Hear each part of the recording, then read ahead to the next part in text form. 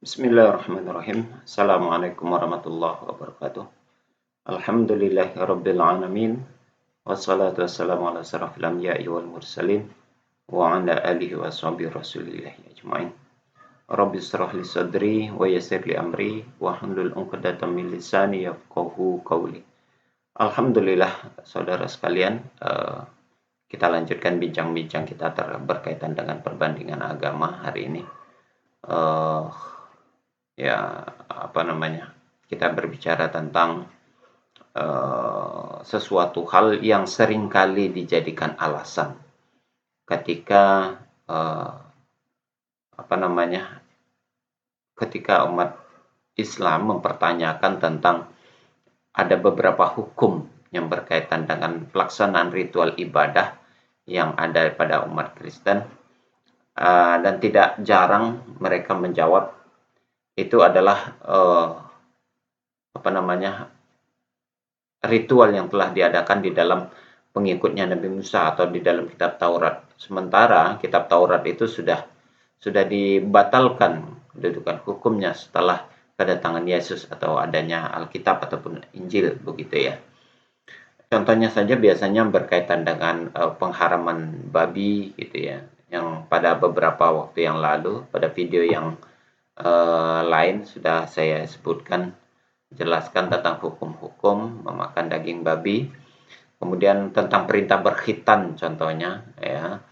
Nah, itu kayaknya sudah apa namanya, menjadi rahasia umum tentang penolakan-penolakan yang mereka jawab tidak lain dan tidak bukan hanyalah asumsi dan ngeles saja. Nah, begitu. Yang mereka menganggap bahwasanya itu kan di dalam kitab Taurat. Kitab Taurat itu sudah dibatalkan oleh Alkitab dengan alasan nih biasanya yang jadi alasan mereka tentang pembatalan hukum Taurat ya, yang dijelaskan di dalam Injil atau Alkitab itu sendiri perjanjian baru. Taurat merupakan perjanjian lama. Jadi ada pembatalan hukum begitu. Padahal tidak demikian adanya, saudara. Baik, kita mulai dari bicara tentang hukum Taurat itu sendiri. Hukum Taurat adalah hukum yang disampaikan oleh Allah kepada Nabi Musa, ya, kepada Nabi Musa yang notabene beliau itu adalah nabi sebelum adanya Nabi Isa atau Yesus lah, sebelum adanya Yesus, ya begitu. Nah, setelah Yesus datang, pengukuhan adanya apa namanya, hukum Taurat itu dilanjutkan oleh Yesus begitu ya. Dan Yesus sendiri pada dasar tidak ada menyatakan pembatalan akan hukum-hukum Taurat itu sendiri. Namun terlepas dari itu, saudara sekalian, apa yang sudah disampaikan oleh Allah kepada Nabi Musa sebetulnya itu juga yang sebagian besar, bahkan nanti kalau kita lihat Ten Commandment itu sangat sejalan dengan apa yang dibawa oleh Rasulullah Muhammad SAW. Jadi tidak ada yang berbeda karena mereka memang membawa ajaran dari Tuhan yang sama, dari Allah yang sama, dan membawa ajaran yang sama. Maka akan memiliki persamaan-persamaan ajaran tentunya. Nah, ironinya ada kejanggalan ketika di masa Yesus sendiri. Kenapa Yesus? Ya, bukan Yesus yang membuat perubahan itu, tapi ada beberapa oknum yang perlu kita curigai telah melakukan hal-hal yang di luar teks. Maka kalau di dalam Islam, Al-Quran itu mendapat jaminan bahwasanya dia tidak akan berubah dan tidak akan ada perubahan sampai kapanpun. Karena Allah lah yang menjaga Al-Quran itu. Ya. Kata Allah di dalam surat Al-Hijr ayat 9 dikatakan, Inna nahnu nazzalna dzikra wa inna lahu lahafizun. Ya, sesungguhnya kamilah yang menurunkan Al-Quran dan sesungguhnya kami benar-benar memeliharanya. Artinya, saudara sekalian, Al-Quran itu terjamin. Baik terjamin keabsahannya, kesuciannya, ataupun pertentangan-pertentangan di dalamnya atau kontradiktif bahasanya itu, dan kesucian dari campur tangan manusia. Ya, tidak ada perkataan-perkataan manusia. Meski kalau kita lihat kenyataan sekarang ini tidak sedikit mereka yang memfitnah Al-Quran itu adalah tulisan Muhammad, katanya begitu ya, atau tulisan manusia. Pandai-pandainya saja manusia membuat-buat Al-Quran. Tidak demikian adanya, ya. Al-Quran itu murni dari Allah. Berkaitan tentang tulisan manusia, andai saja ada terdapat di dalam Al-Quran, Allah telah menyatakan begini. Afala yatadabbarul Qur'an walau kana min 'indi ghairillah lawajadu fihi ikhtilafan katsira. Maka apakah mereka tidak memperhatikan Al-Quran?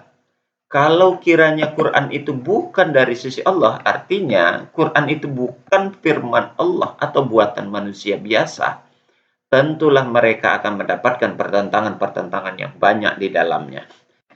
Sinyal tentang pertentangan ayat atau firman Tuhan, andai saja dia tidak terdapat dari Tuhan sendiri, itu sudah Allah nyatakan di dalam Al-Quran. Kenapa Allah katakan begitu? Karena sudah terdapat sebelum Al-Quran, kitab sucinya diubah dan diacak-acak, itulah bahasanya ya, oleh tangan manusia. Lalu ini mengatakan orang yang membuat ini mendapat diilhami Roh Kudus. Sehingga tidak mungkin melakukan kesalahan. Padahal segudang kesalahan. Ya, saudara bisa lihat di Alkitab itu berapa banyak ayat-ayat kontradiktif, ayat-ayat yang tidak masuk akal atau tidak logis, ya. Belum lagi kisah-kisah yang hanya sekedar asumsi dan kisah-kisah yang di luar jangkauan nalar manusia. Yang pada intinya Allah katakan di dalam ayat ini, kalau seandainya kitab suci itu Al-Quran, bukan buatan manusia, pasti akan terdapat perbedaan dan pertentangan di dalamnya. Allah perkirakan itu karena memang sudah ada kitab sebelumnya itu terjadi, yakni di dalam Alkitab. Ya, kita salah satunya contoh saja. Padahal dari video-video yang sebelumnya, baik tentang pertentangan khamar, daging babi, khitan, itu banyak pertentangan yang sudah kita bicarakan. Nah, kita bicarakan tentang hukum Taurat itu sendiri. Pertentangan yang ada tentang hukum Taurat. Maka judul tadi di awal saya katakan, judul pembicaraan kita itu hukum Taurat, antara dilema dan kegalauan, ya. Dibatalkan atau tidak dibatalkan. Lalu siapa yang membatalkan sebenarnya, begitu kan? Saudara sekalian, kalau pernyataan Yesus tentang hukum Taurat, dia sendiri tidak pernah sama sekali membatalkan hukum Taurat. Kedatangan Yesus justru menggenapi atau menyempurnakan hukum Taurat. Melaksanakan hukum Taurat dan menggenapi atau menyempurnakannya, bukan menghilangkan hukum Taurat. Di mana kita dapat lihat, silakan dibuka Matius pasal 5 ayat 17 sampai 18 yang pertama, ya. Pasal 17-nya dikatakan, janganlah kamu menyangka bahwa aku datang untuk meniadakan hukum Taurat atau kitab para nabi. Aku datang bukan untuk meniadakannya, melainkan untuk menggenapinya. Jadi Yesus datang dalam Matius pasal 5 ayat 17. Dia tidak menghapus sedikit pun dari hukum Taurat. Bahkan dia menggenapi, artinya menyempurnakan. Ya, dia menyempurnakan apa-apa yang ada di dalam hukum Taurat itu, dalam kitab Taurat itu. Gitu ya. Di ayat 18-nya juga dikatakan, karena aku berkata kepadamu, sesungguhnya selama ini belum lenyap langit dan bumi, ya, bumi ini, satu iota atau satu titik pun tidak akan meniadakan hukum Taurat sebelum semuanya terjadi. Nah, bayang, satu titik saja tidak akan terhapuskan selagi langit dan bumi ini masih ada. Pernyataan yang jelas dan tegas oleh Yesus bahwasanya dia tidak menghilangkan hukum Taurat. Apapun itu bentuknya. Ya, apapun itu bentuknya, masih dilaksanakan. Apa yang disampaikan oleh Allah kepada Nabi Musa lalu disampaikan juga kepada Nabi Isa atau Yesus diajarkan kepada umatnya. Nah, kemudian kita juga bisa lihat dalam Ibrani pasal 10 ayat 25. Apa kata Yesus? Jika ada orang yang menolak hukum Musa itu kembali pada tadi tentunya hukum Taurat, maka ia harus dihukum mati tanpa belas kasihan atas keterangan dua atau tiga orang saksi. Nah, jadi ada orang yang membatalkan hukum Taurat, itu harus dihukum mati. Harus dihukum mati. Kita lihat nanti siapa yang membatalkan hukum Taurat itu. Justru ironinya orang itu dibesar-besarkan, diagung-agungkan, malah dijadikan rasul di dalam satu keyakinan saudara kita ini. Luar biasa. Jadi di dalam Ibrani kata Yesus, siapa yang membatalkan hukum Taurat, maka orang itu harus dihukum mati. Ya. Harus dihukum mati. Tidak boleh dibiarkan hidup itu. Nah, ini luar biasa ini. Dalam Lukas pasal 16 ayat 17. Lebih mudah langit dan bumi lenyap daripada satu titik dari hukum Taurat itu batal. Begitu berharganya perintah-perintah Allah yang ada dalam kitab Taurat, sehingga Yesus menggambarkan lebih berharga satu titik yang ada dalam hukum Taurat itu ketimbang langit dan bumi. Perbandingannya begitu luar biasa. Jadi tidak pantas dibuang itu hukum Taurat. Tidak ada yang membatalkan hukum Taurat. Siapa yang bilang hukum Taurat itu terbatalkan? Ya. Yang daging babi tetap haram. Khamar tetap haram. Berkhitan tetap wajib. Syahadat Shema Adonai Elohino Adonai Ehad itu tetap harus dilaksanakan, bukan dengan membaptis. Salat harus dilaksanakan. Yesus melaksanakan wudu dan mandi wajib. Itu juga harus dilaksanakan. Jadi, apa penyebabnya begitu kuat keyakinan saudara-saudara kita yang beragama Kristen itu untuk mengatakan bahwasanya hukum Taurat itu telah terbatalkan? Nah, ini nih sebabnya nih. Ada 3 surat dalam kitab Roma itu, dalam surat Roma. Perlu saudara pahami, kitab Roma ini adalah tulisan-tulisan Paulus kepada jemaat di Roma. Nah, ini surat Paulus. Siapa Paulus?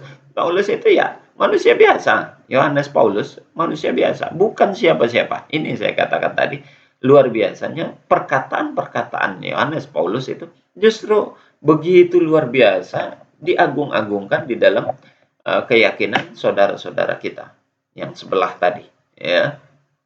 Seolah-olah ya dialah yang lebih benar. Jadi Yesus pun disingkirkan. Perkataan Yesus pun tidak diindahkan. Nah, itu luar biasanya. Padahal bukan siapa-siapa Yohanes ini, gitu. Bukan siapa-siapa dia.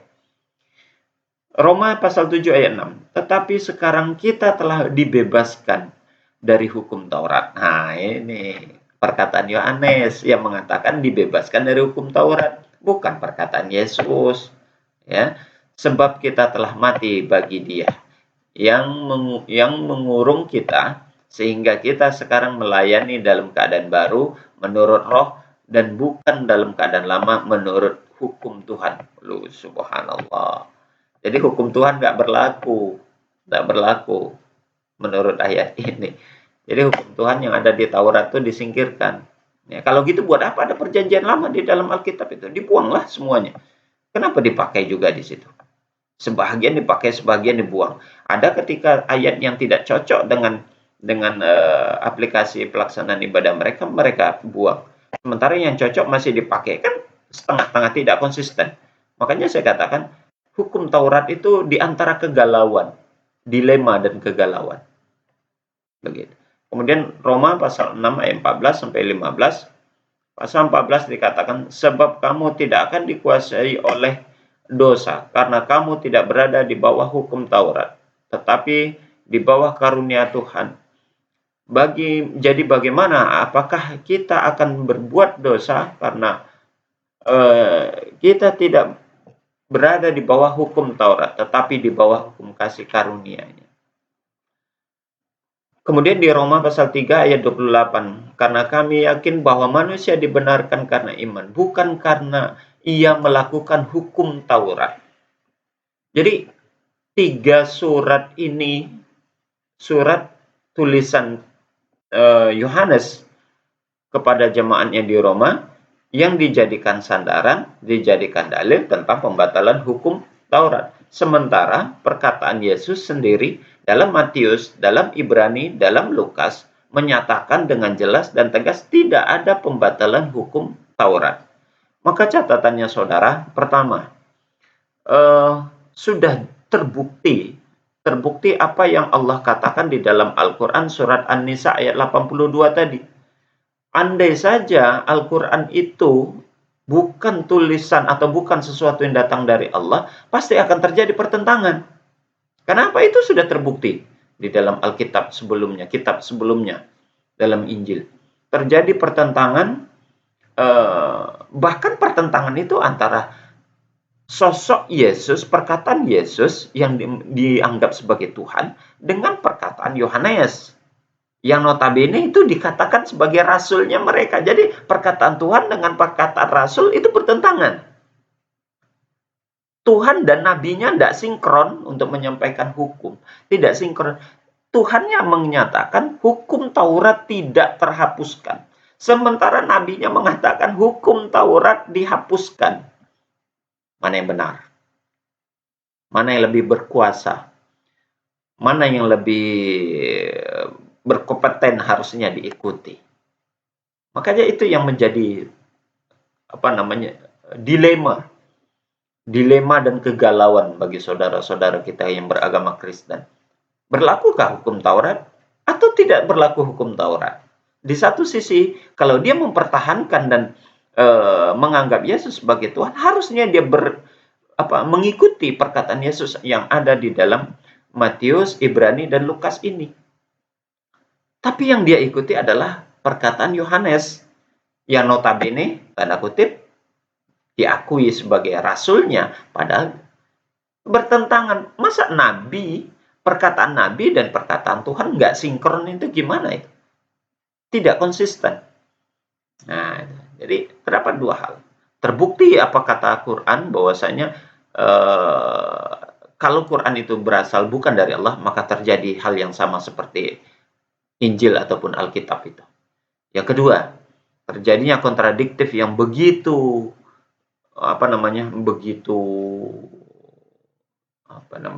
yang kontras begitu nyata, dan ini menjadi ayat penting, ayat penting di dalam Alkitab, dalam keyakinan umat Kristen itu.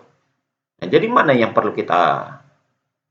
harus disoroti dan harus dipegang oleh saudara-saudara yang beragama Kristen ini? Dia harus memegang perkataan Yesus atau memegang pernyataan Paulus atau Yohanes tadi? Masa perkataan dari Tuhan terbatalkan oleh perkataan manusia biasa? Perkataan Tuhan dibatalkan oleh perkataan nabinya. Kalau yang notabene benar gak itu si Yohanes itu nabi? Ya? Pernyataan dari nabi nggak ada, dari Tuhan bahwasanya dia nabi nggak ada, perkataan dari Yesus bahwasanya Yohanes itu nabi nggak ada. Tidak ada. Hanya pengakuannya saja itu. Pengakuan Yohanes saja bahwasanya dia dianggap menjadi rasul. Ya. Bahwasanya ini begitu luar biasa. Dan inilah yang sekarang dilaksanakan oleh saudara-saudara kita yang beragama Kristen. Mereka membatalkan hukum Taurat berdasarkan perkataan Yohanes, bukan perkataan Yesus, bukan perkataan Nabi Isa, tapi perkataan Rasul Yohanes, Paulus, yang notabene diragukan kerasulannya itu, kenabiannya itu. Tidak ada pengakuan tentang itu, tentang kenabiannya maksudnya, atau tentang kerasulannya si Yohanes ini. Pengakuan dari hanya individu saja, hanya sepihak, bukan pengakuan dari Allah. Begitu. Maka berkaitan dengan hal ini, maka pantas kembali saya ingatkan teguran Yesus.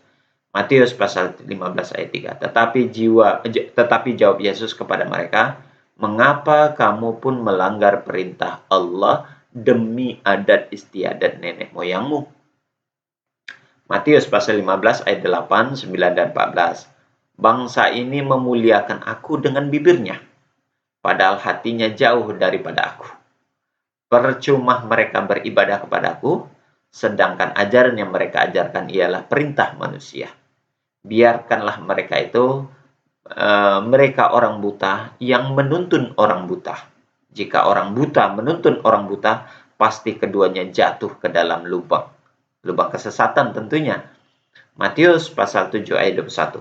Bukan setiap orang yang berseru kepadaku, Tuhan, Tuhan, yang akan masuk ke dalam surga, melainkan dia yang melakukan kehendak Bapakku di surga.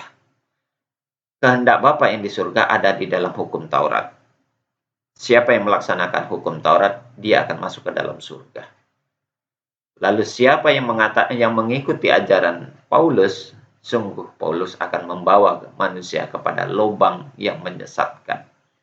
Ya, Yohanes si Pembaptis banyak menyesatkan ajaran-ajaran Kristen yang notabene dia tidak sama sekali sebagai rasul di dalam ketentuan ajaran agama Kristen. Demikian saudara, siapa yang saudara ikuti? Siapa yang Anda ikuti? Ajaran siapa yang Anda ikuti? Ajaran Yesus kah? Atau ajaran Yohanes? Yang mana saudara berpegang? Anda sekarang dilema. Begitu dilema. Ketika Anda akan mengikuti perkataan Yesus dalam Matius, Ibrani, dan Lukas, berarti Anda bertentangan dengan surat Roma 7, 6, dan 3. Ketika Anda mau mengikuti perkataan Yohanes ini yang ada di dalam Roma pasal 7, pasal 6, pasal 3, justru Anda akan bertentangan dengan perkataan Yesus sendiri dalam Matius, dalam Ibrani, dan dalam Lukas. Silakan saudara renungkan kembali pelajaran siapa yang saudara ikuti dan ajaran siapa yang Anda amalkan. Subhanakallahumma wa bihamdika asyhadu an la ilaha illa anta astaghfiruka wa atubu ilaik. Assalamualaikum warahmatullahi wabarakatuh.